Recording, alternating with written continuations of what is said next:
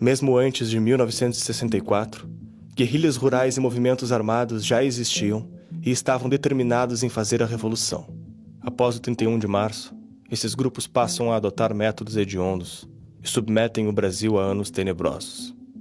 O terrorismo revolucionário se torna cotidiano. O crime, o medo e o sangue marcam presença na vida dos brasileiros. Assaltos a bancos e a estabelecimentos comerciais, explosão de bombas em lugares públicos, fuzilamento e tortura de inocentes. Os revolucionários assassinavam até os próprios colegas que quisessem desistir da luta armada. Os comunistas brasileiros seguiam o exemplo de seus companheiros ideológicos, que em outros países já somavam mais de 50 milhões de assassinatos, em nome da Revolução. No mês de fevereiro, antes da subida dos militares ao poder, o PCdoB enviou brasileiros para a China com o objetivo de aprender as técnicas de guerrilha de Mao Tse-tung. Foram estes cidadãos que voltaram 4 anos depois e formaram a guerrilha do Araguaia. Preso nessa guerrilha foi José Genuíno. Mesmo exilado, Leonel Brizola fomentava de fora a revolução no Brasil. Segundo seu filho, Fidel Castro entregou $1 milhão para seu pai para comprar armamento e munição e entregá-los aos revolucionários no Brasil. Bandidos e terroristas, hoje reverenciados como heróis nacionais, sequestraram, torturaram e assassinaram inocentes em nome de seus ideais. Essa é uma verdade pouco noticiada nos anos seguintes pela imprensa e academia brasileira, que tratou tudo como uma luta contra a ditadura e pela democracia. Eu, particularmente, participei e tenho a honra de ter participado do processo de resistência à ditadura. Eu tenho muito orgulho também de ser companheiro da Dilma por esse tempo todo. Nós formamos uma organização nacional chamada Vanguarda Armada Revolucionária Palmari. Nós praticávamos ações de expropriação, que nós chamávamos dos bancos. Nós íamos buscar dinheiro nos bancos, nós queríamos ter dinheiro para comprar armas. Fizemos ações em quartéis também, alguns quartéis, para pegar armas. Ninguém, no fundo, queria a democracia estrategicamente. Todo mundo queria, na verdade, o socialismo. Não é? Buscava-se uma outra ditadura, que era a ditadura do proletariado. E que nós não éramos exatamente contra a ditadura, nós éramos contra a ditadura militar burguesa, mas nós éramos a favor da ditadura do proletariado. Isso ninguém diz, mas tem que dizer, faz parte da nossa história.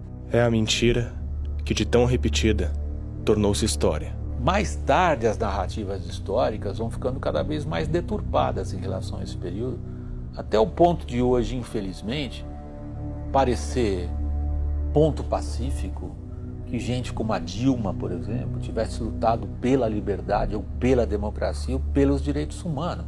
Isso é uma falsificação histórica. Derrubar o regime era o pretexto utilizado ao atrair militantes para a causa principal: instalar a ditadura comunista. Eram dezenas de grupos que, com brutalidade e frieza, cometiam atrocidades contra o povo brasileiro.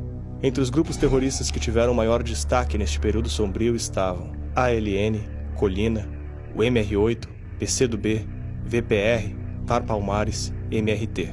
Estes grupos eram formados por pessoas que protagonizaram nos anos seguintes a política no Brasil.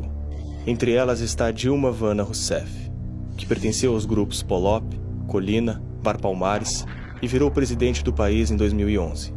Os grupos que Dilma participou foram responsáveis por diversos atentados, assaltos, sequestros e assassinatos. Outro nome que protagonizou o terrorismo brasileiro foi Carlos Marighella. Junto com grupos ligados à teologia da libertação, foi responsável pela criação do grupo terrorista mais perigoso do país, a Aliança Libertadora Nacional. Autor do livro Mini Manual do Guerrilheiro Urbano, publicado em junho de 1969, Marighella divulga todas as táticas e objetivos dos grupos terroristas que seguiam à risca seus ensinamentos cruéis: matar policiais e membros do exército, preparar bombas, assaltar, sequestrar, fazer terrorismo e executar colegas que desertassem.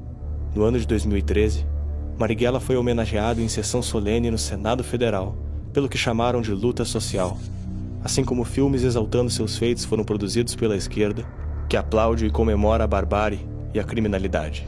No dia 4 de setembro de 1969, a Aliança Libertadora Nacional de Marighella e o MR8 de Franklin Martins sequestraram o embaixador americano Charles Elbrick, com a exigência de que criminosos presos fossem soltos. Sem opção, os militares aceitaram o pedido e liberaram 15 presos.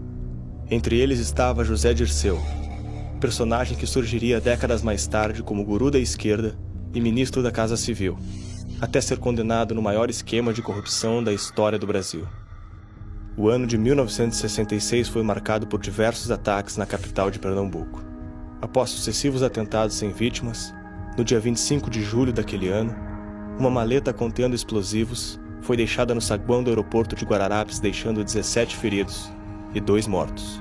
Entre eles, o jornalista Edson Regis de Carvalho, casado e pai de 5 filhos. Assassinatos como este e outros atentados terroristas aconteceram centenas de vezes nas décadas de 60 e 70. Os nomes dessas pessoas foram apagados da história ao serem ignoradas pela imprensa e pela academia. Nada se falou das vítimas que o comunismo fez no Brasil. A história dos inocentes não foi contada. Foram 119 vidas assassinadas em nome da Revolução. A maioria não tinha a ver com a guerra entre militares e terroristas. Há uma divergência sobre o número de mortos e desaparecidos durante o regime militar. 424 segundo os movimentos de esquerda, 362 segundo os militares. O número verdadeiro deve estar em algum lugar no meio dessa diferença. Com o terrorismo comunista cada vez mais crescente, a esquerda radical deu o pretexto para que a população sentisse medo e a linha dura do exército conseguisse expandir o seu poder. E foi nesse ambiente de guerra que psicopatas, torturadores e criminosos de ambos os lados se valiam para praticar as suas perversidades em nome de uma causa ou de outra. A tortura contra opositores já era presente na política desde a ditadura de Getúlio Vargas. Infelizmente, ela não teve o seu fim no regime militar. A guerra travada pelos terroristas expandia as justificativas para a repressão por parte do exército. Do outro lado, permitia que o movimento estudantil usasse os mortos em combate para construir a ideia de que a tortura era uma política de Estado, fazendo dessa bandeira seu instrumento político e sua publicidade. O exagero fez parte dessa instrumentalização. Algumas pessoas que constam como desaparecidas, na verdade se autoexilaram ou eram delatores que ganharam uma nova identidade do governo para não serem mortas pelos próprios ex-companheiros de guerrilha. Não é preciso justificar tortura e ditadura para reconhecer que crimes foram cometidos. Os objetivos das guerrilhas eram claros, e a democracia não estava entre eles. A palavra sequer aparece nos livros, discursos e debates da época. Partidos como o PCdoB, que tem na sua essência o maoísmo, que democracia é essa em que você debate com o maoísta? Eu nunca vi eles terem um sentimento humano para com as pessoas que eles mataram. Quando tem, o sujeito abandona, como o Gabeira, por exemplo. O Gabeira se tocou, falou, o que nós estamos fazendo, pô? Nauczycielka, jeśli historia ma być nauczycielką życia, to musi być oparta na prawdzie. Niezależnie, czy jest ona dobrze widziana, czy źle widziana.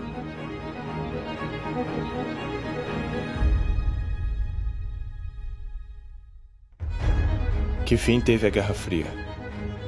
Se fizemos parte dessa guerra, se impedimos uma revolução, foi com a ajuda do quarto poder do Brasil, o Exército. Por 21 anos, essa justificativa manteve o poder na mão dos militares e foi berço de novas consequências. A revolução se transmutou das armas para os livros, transformou um lado da guerra em mártir, fez da história propaganda, panfletou nas escolas, na mídia, nas universidades.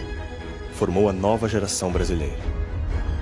Essa geração foi trabalhar nos meios de comunicação, nas editoras e na educação do Brasil. A hegemonia quase apagou o passado e perpetuou uma narrativa. Um lado da guerra foi herói e o outro, opressor. O que fizeram os heróis?